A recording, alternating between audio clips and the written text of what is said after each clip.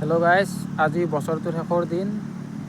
2024টো বহুত ভাল বেয়া সুখ দুখৰ মাজতে পাৰ কৰিলোঁ।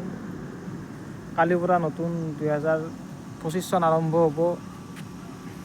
নতুন আশা, নতুন সপোন, কিছুমানে আকৌ নতুন মৰম পাব।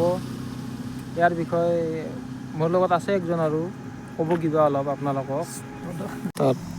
হেল্ল' এভৰিৱান, সকলোকে আগতীয়াকৈ নৱবৰ্ষৰ শুভেচ্ছা জনালোঁ। আশা কৰোঁ সকলোৰে ভাল হওক নতুন বছৰটো। সকলোৰে যিটো মনৰ আশা আছে সকলোৰে যাতে পূৰণ হয়, তাৰ কাৰণে মই সকলোকে শুভেচ্ছা জ্ঞাপন কৰিলোঁ। সকলোৱে যাতে ভালে কুশলে থাকে তাৰ বাবে সকলোকে শুভেচ্ছা দিলোঁ। আৰু আপুনি কি কৰিব? মই এতিয়া এটা আপোনাক প্ৰশ্ন সুধোঁ। প্ৰশ্নটো আপুনি ক'ব, আপোনাৰ 2024 চনটো কেনেকুৱা গ'ল সেইটো কথা। 2024 চনটো বেয়া যোৱা নাই, ভাল বেয়াৰ মাজত চলি আছে। মোৰ গোটেই বেয়া নহয় দিয়ক, ভালেই আছে। কিন্তু মোৰ 2023 চনটো বেয়া গৈছে। কাৰণ 2023ত মই বহুত ষ্ট্ৰাগল কৰিছোঁ। 2023 চনত মোৰ গম পাই বস্তুবিলাক সকলো শ্বেয়াৰ কৰা নাই কথাখিনি। 2023ত মোৰ মানে কি ফাইনেন্সিয়েল বহুত অসুবিধা আছিল। কিন্তু 2024টো তাৰ তুলনাত বহুত ভাল গৈছে। আৰু মানে আশা কৰোঁ 2025টো যাতে ইয়াতকৈ আৰু ভাল হয়। মনত কিছুমান সপোন আছে বা কিছুমান আশা আছে, যাতে আশাটো পূৰণ হয় তাৰ কাৰণে চেষ্টাও কৰিম। ইয়াৰ মাজতে সকলোকে happy new year in advance দি দিলোঁ। সেইটোৱে কথা। গতিকে এতিয়া 2024ত কিছুমান মোৰ প্লেনিং আছে আৰু সেই যাতে ছাকচেছ হ'ব পাৰোঁ ভাবি আছোঁ আৰু গতিকে চেষ্টা কৰিব লাগিব।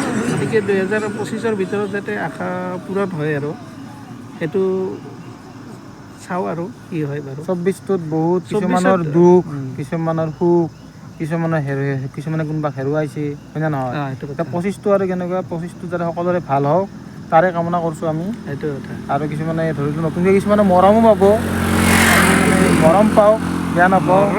মৰমবিলাক নতুনকৈ আঁকোৱালি ল'লি হ'ল। পুৰণিবিলাকক পাহৰি যাব নালাগে, নতুন মৰম পাই পিনে মৰমবিলাক থাকক।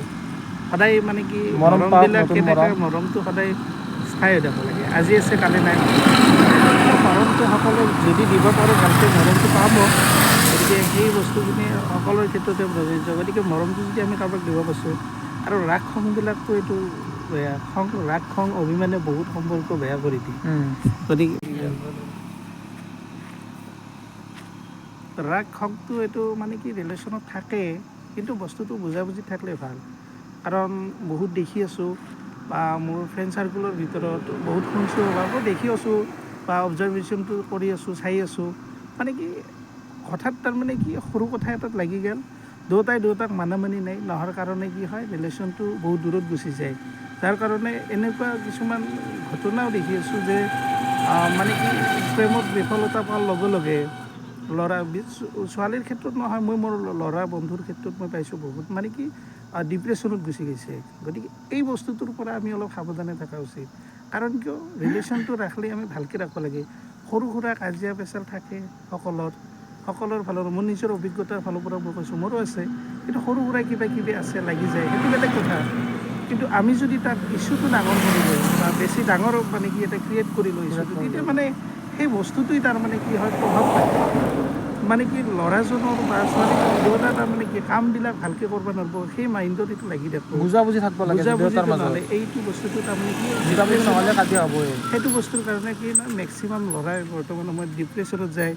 তাৰমানে নিচা জাতীয় বস্তুৰ প্ৰতি আসক্তি হয়, মানে ড্ৰাগছ মদ এইগিলাত লাগি যায়। কাৰণ ডিপ্ৰেশ্যনত গুচি যায়, টেনশ্যন। গতিকে এই বস্তুখিনি আমি টেনশ্যনটো হ'ব দিব নালাগে। হৈছে কিবা কাৰণত বুজাবুজি কৰি কিনে মিলামিচি অলপ সময় আধা ঘণ্টা 1 ঘণ্টা কিবা কাৰণত খং কৰিছোঁ, তাৰপিছত আৰু ভাল হ'ল। এই বস্তুটো যদি হয় তেতিয়াহ'লে আমাৰ মানে কি এই ডিপ্ৰেশ্যনত নাযাব, তাৰ প্ৰতি আমি বেয়া বস্তুৰ প্ৰতি আসক্তিটো কমি যাব, ল'ৰাখিনিৰ কথা কৈছোঁ। গতিকে সকলোৱে ভালে থাকক, এনেকুৱা বস্তুৰ পৰা অলপ দূৰত থাকক।